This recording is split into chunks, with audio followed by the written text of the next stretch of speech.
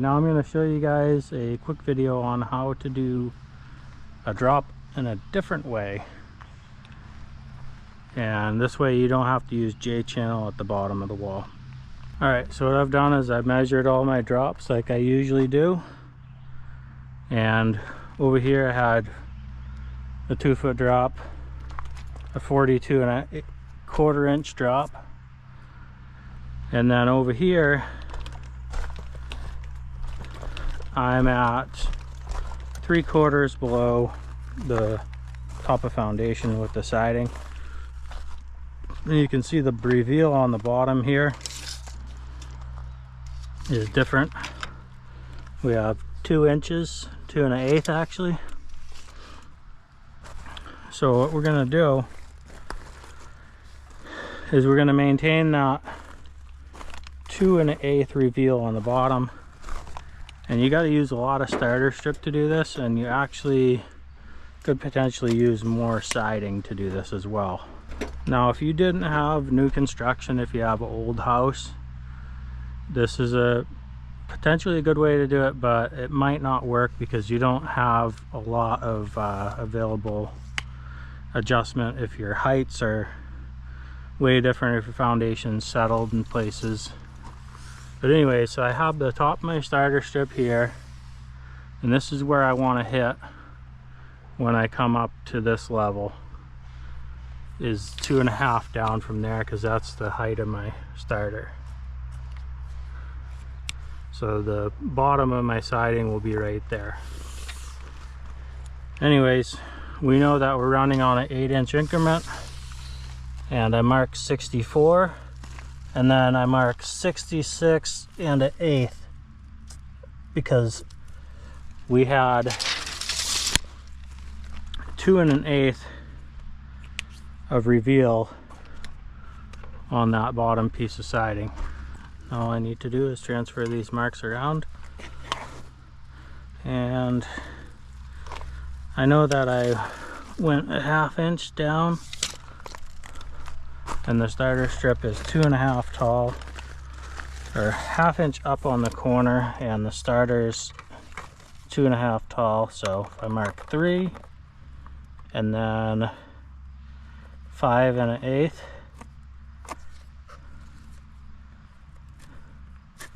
that should get me to where I need to be.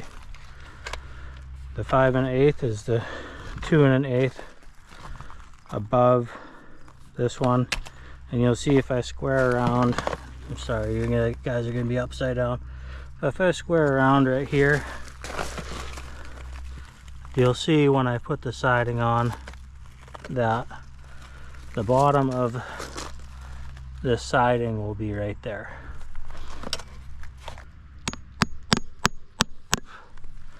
So I'm snapping a line for my bottom starter strip and my top starter strip.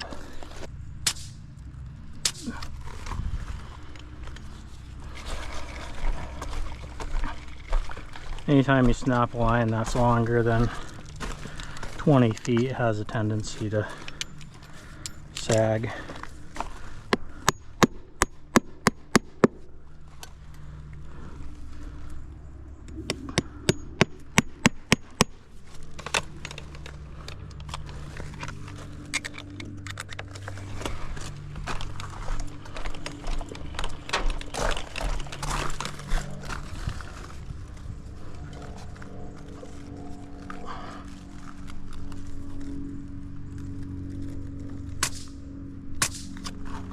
Okay, we should see that the top starter strip, the top of the top starter strip should measure an even 8 inches to this mark here.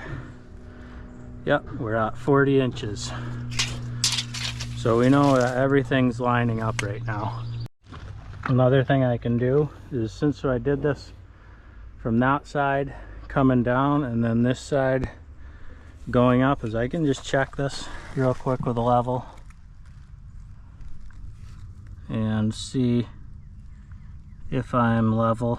Looks like it's pretty close, so I think I'm in pretty good shape. That way, because when I marked that over there, I came across level. And if this is too far out of level, the siding is going to come over that drop and then bend down, and vinyl does not bend very well. You'll end up with oil canning.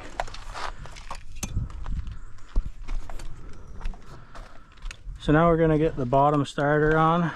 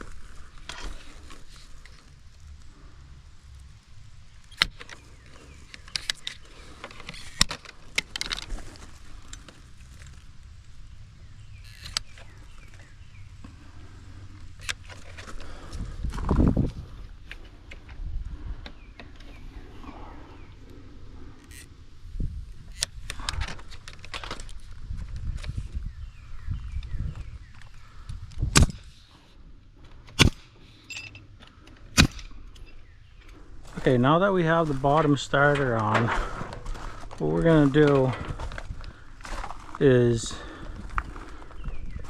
first of all, I'm going to say you're going to want these, and what these are is a slot puncher. And I probably could have led with that.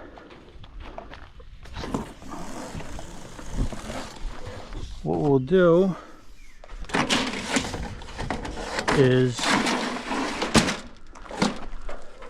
we don't want to make this piece too tall because then we won't be able to nail the starter above it. So you want to go about an inch above your bottom of the next piece of siding. And I know that I have 2 1/8 showing. So if I go 3 1/8, that'll work out really well. It'll cover up the nails that I'm going to put in this piece. I don't have to trace this all the way out, but I will. I could kind of eyeball it, and it'd be alright.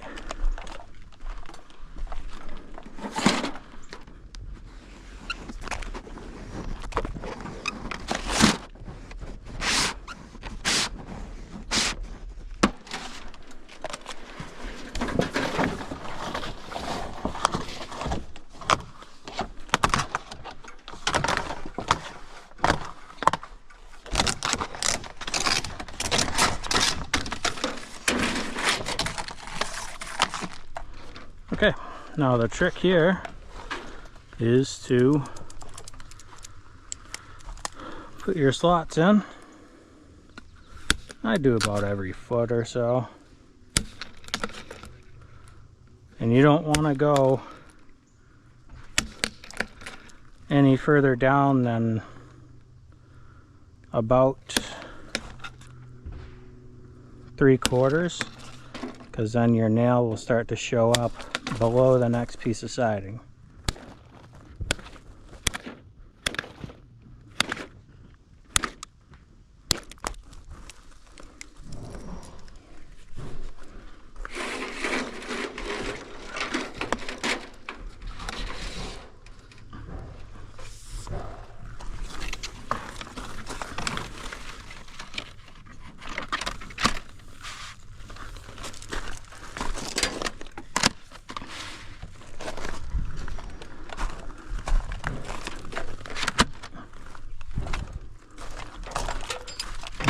clipped in, and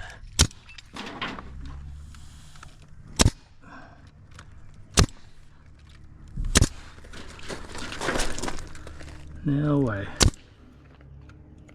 Again, this needs to be all expand and contract just like any piece.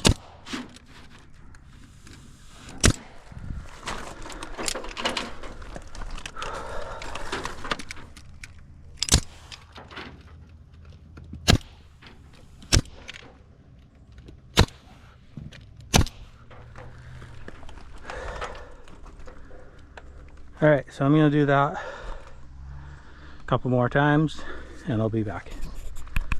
Alright, now we have that whole row on, and all I need to do is put this piece on over that, covering up all those nail slots and staples. And what I'm doing is I'm being careful not to clip the top of this siding below with the staples and the starter here. Wrapped around. Okay. So that's why I said you didn't want to go much higher than an inch above the bottom of this starter here. You got to be kind of right in that sweet spot.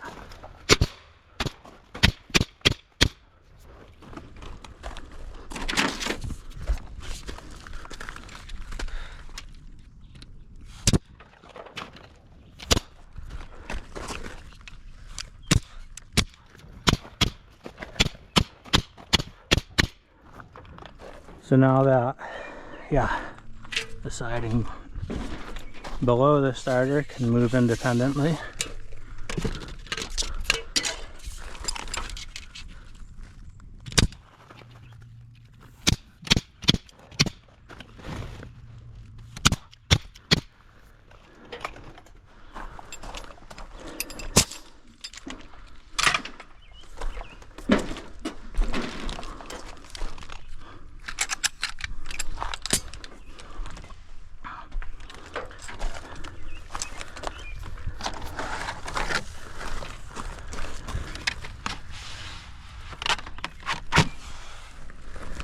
And that's that. Now we're off to the races here.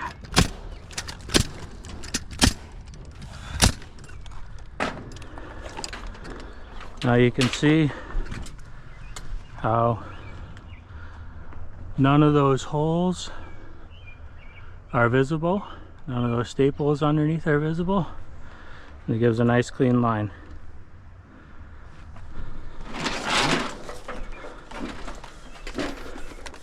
So that is how you can start a wall that's off layout with no J-channel or undersill at the bottom of your wall. And like I've said, I've done it this way before, or I don't know if I did say that, but